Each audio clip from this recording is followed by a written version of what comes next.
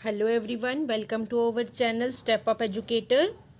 आज हम कंटिन्यू करेंगे अपना टॉपिक जो हम पढ़ रहे थे, डाइजेस्टिव सिस्टम ह्यूमन फिजियोलॉजी में फर्स्ट टॉपिक हम कवर कर रहे थे ह्यूमन डाइजेस्टिव सिस्टम, जिसमें हमने डाइजेस्टिव सिस्टम के बारे में पढ़ लिया था, जिसमें हमने एलिमेंट्री कैनाल और डाइजेस्टिव ग्लैंड्स को कवर किया था। अब डाइजेस्टिव सिस्टम में हमारा एक टॉपिक आता है फिजियोलॉजी ऑफ डाइजेशन। कहते हैं कि दो तरह की डाइजेशन होती है। फर्स्ट होती है mechanical digestion and the second is chemical digestion. Mechanical digestion क्या होता है कि जब हम खाना खाते हैं तो हमारे टीथ क्या करते हैं कि जो हम जितना बड़ा पार्टिकल हमने खाने का साइज़, अगर फूड पार्टिकल थोड़ा हैवी साइज़ में लिया है तो टीथ क्या करेंगे, उसकी ब्रेकडाउन में हेल्प करते हैं, तो वो उसको स्मॉल साइज़ में क्या कर देते हैं, कट कर देते हैं। बट अगर हम केमिकल डाइजेशन की बात करें, जब डाइजेशन फूड पार्टिकल में केमिकल का यूज़ होगा, लाइक जैसे इंजाइम्स जब फूड के पार्टिकल के साथ मिक्स होते हैं तो वो जो डाइजेशन करवाते हैं तो उसको कहते हैं हम केमिकल डाइजेशन। अब जो इंजाइम्स हैं, इंजाइम्स के पास ज़्यादा सरफेस एरिया होता है वर्क करने के लिए। फर्स्ट मैकेनिकल मतलब लार्ज से स्मॉल मॉलिक्यूल में कन्वर्ट करना, और सेकंड जो हम केमिकल डाइजेशन पढ़ रहे हैं इसमें इंजाइम का एक्शन होता है और ये कम्प्लीटली डाइजेस्टेड होते हैं। There is conversion of macro molecules into micro molecules. कहने का मतलब है कि डाइजेशन में क्या होता है कि लार्ज फूड पार्टिकल्स जो है वो स्मॉल फूड पार्टिकल्स में कन्वर्ट हो जाता है। फिर जो स्मॉल फूड पार्टिकल्स होते हैं जब उसमें इंजाइम्स का एक्शन होता है देन वो कम्प्लीटली डाइजेस्ट हो जाते हैं। There is also conversion of non diffusible into diffusible form. कहते हैं कि डाइजेशन में ही एक और प्रोसेस होता है जिसमें बोलते हैं कि नॉन डिफ्यूजेबल जो फॉर्म होती है उसको डिफ्यूजेबल फॉर्म में डाइजेशन क्या करता है, हेल्प करता है, कन्वर्जन में उसकी हेल्प करता है। अब जैसे स्टार्च की बात करें, स्टार्च जो है ये नॉन डिफ्यूजेबल मॉलिक्यूल है और ये चेंज होता है डिफ्यूजेबल फॉर्म में। लाइक जैसे स्टार्च जो है वो ग्लूकोज में कन्वर्ट होगा तो ये क्या कौन सी फॉर्म आ जाएगी, डिफ्यूजेबल फॉर्म आ जाएगी ग्लूकोज। आपसे ये क्वेश्चन आ सकता है कि जो स्टार्च है वो कौन सा मॉलिक्यूल है, वो नॉन डिफ्यूजेबल मॉलिक्यूल है। जब वो कन्वर्ट होता है ग्लूकोज में तो इट बिकम्स डिफ्यूजेबल फॉर्म। अब कहते हैं कि अगर हम ग्लूकोज लेंगे देन नो डाइजेशन अकर। बोलते हैं कि अगर हम ग्लूकोज को लेते हैं तो वहाँ पे डाइजेशन नहीं होगी, वहाँ पे क्या होगा, ओनली एब्जॉर्प्शन जो होगी, एब्जॉर्प्शन का प्रोसेस होगा, डाइजेशन का प्रोसेस नहीं होगा।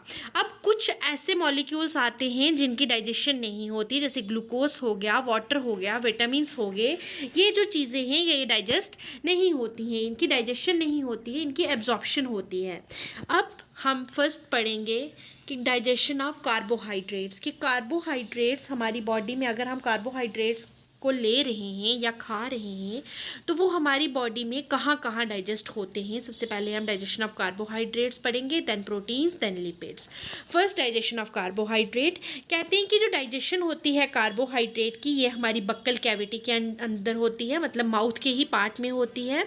बहुत से तरह के पॉलीसेक्राइड्स होते हैं बक्कल कैविटी में, लाइक स्टार्च, ग्लाइकोजन, डेक्सट्रीन, सेलुलोज। और जो सेलुलोज होता है ये आपको मैंने पहले भी पढ़ाया था कि सेलुलोज जो होता है ये अनडाइजेस्टेड होता है बॉडी में। अब डाइसेक्राइड्स आते हैं, डाइसेक्राइड्स में हमारे पास सुक्रोज, लैक्टोज, माल्टोज आ गए, और मोनोसेक्राइड में हमारे पास ग्लूकोज आ गए। अब कहने का मतलब है कि डाइसेक्राइड्स और पॉलीसेक्राइड्स जो होते हैं ये एक्चुअली क्या है कि जब एक से ज़्यादा जब इनमें मॉलिक्यूल्स आते हैं तो वो दो होंगे तो डाइसेक्राइड्स होंगे, तो बहुत सारे होंगे तो वो पॉलीसेक्राइड्स होंगे। कहते हैं कि जब पॉलीसेक्राइड और डाइसेक्राइड डाइजेस्ट होते हैं तो ये सबसे पहले कन्वर्ट किस में हो जाते हैं, मोनोसेक्राइड्स में। और जो मोनोसेक्राइड्स होंगे, जो मोनोसेक्राइड्स अब किसी चीज़ में कन्वर्ट नहीं होते, वो फर्दर डाइजेशन नहीं शो करते। इन बक्कल कैविटी के अंदर हमारे पास एक इंजाइम होता है जिसको हम कहते हैं सलाइवरी एमाइलेज। वो क्या करता है, उसका काम होता है सलाइवरी एमाइलेज का कि जितने भी पॉलीसेक्राइड हमने टेकअप किए हैं या जितने भी पॉलीसेक्राइड हमने अपनी बॉडी में लिए हैं उनको क्या करना, डाइजेस्ट करना। अब स्टार्च की बात करें, स्टार्च जो है 30% से 70% जो है जो हमारे पेटाइलेज अमाइलेज ये इंटेस्टाइनल अमाइलेज है, स्टार्च जो है ये कन्वर्ट होता है माल्टोज और आइसोमाल्टोज में। This also digest glycogen. Glycogen जो है ये कन्वर्ट होता है माल्टोज और आइसोमाल्टोज में। अब जो डेक्स्ट्रीन है वो कन्वर्ट होता है लिमिट डेक्स्ट्रीन में। अब जो सलाइवरी अमाइलेज मैं आपको बता रही हूँ कि एक इंजाइम बक्कल कैविटी में प्रेजेंट होता है जिसको हम सलाइवरी अमाइलेज कहते हैं।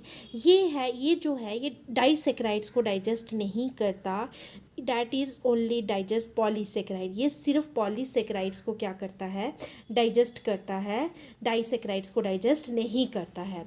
अब 30% डाइजेस्टेड और 70% अनडाइजेस्टेड जो 30, देखो क्या होता है कि जब ये डाइजेशन होती है तो इसमें 30% डाइजेस्ट हो जाता है और 70% अनडाइजेस्टेड पार्टिकल्स होते हैं। क्योंकि जो फूड होता है बक्कल कैविटी में फॉर सम टाइम, कुछ टाइम के लिए जो खाना है हमारी बक्कल कैविटी में रहता है, और जो सलाइवरी अमाइलेज है वो काम करता है कुछ टाइम के लिए, फिर फूड जो बक्कल कैविटी से वो कहाँ चला जाता है, स्टोमक में चला जाता है। एज इट मूव्स, जब वो मूव करता है, एज इट मूव्स, जब वो मूव करता है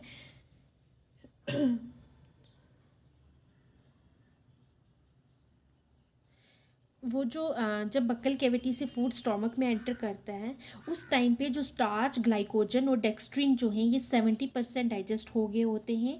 माल्टोज और आइसोमाल्टोज 30% डाइजेशन हुई होती है, और डाइसेक्राइड्स जो हैं ये 100% क्या होते हैं, डाइजेस्ट हो जाते हैं। अब क्या है कि स्लाइवरी अमाइलेज जो है वो मूव करता है, और फर्दर डाइजेशन जब स्टोमक माउथ से, बक्कल कैविटी से जब फेरेंक्स से मूव कर रहा होता है तो स्लाइवरी अमाइलेज भी उनके साथ मूव करता है, और जो फर्दर जो डाइजेशन है वो कहाँ पे होती है, फेरेंक्स में होती है। जब ये सारा खाना स्टोमक में पहुँचता है तब क्या होता है कि जो स्लाइवरी अमाइलेज है वो अपना काम करना बंद कर देता है, क्योंकि वहाँ पे टेम्परेचर कम होता है जो स्लाइवरी अमाइलेज के लिए सूटेबल नहीं होता, इसलिए वो अपना काम करना बंद कर देता है। अब क्या होता है कि स्टोमक में कोई भी इंजाइम कार्बोहाइड्रेट की डाइजेशन के लिए नहीं होता। अब वहाँ से, अब उसके कोई इंजाइम प्रेजेंट नहीं है अगर स्टोमक में, तो उसका काम ही नहीं है वहाँ पे रुकना। अब वहाँ से वो जो खाना है वो कहाँ पास हो जाता है, स्मॉल इंटेस्टाइन में। अब स्मॉल इंटेस्टाइन में इंजाइम्स आते हैं कार्बोहाइड्रेट की डाइजेशन के लिए। दो इंजाइम्स आते हैं, दो इंजाइम वर्क करते हैं जो खाना स्टोमक से कहाँ चला गया, स्मॉल इंटेस्टाइन में।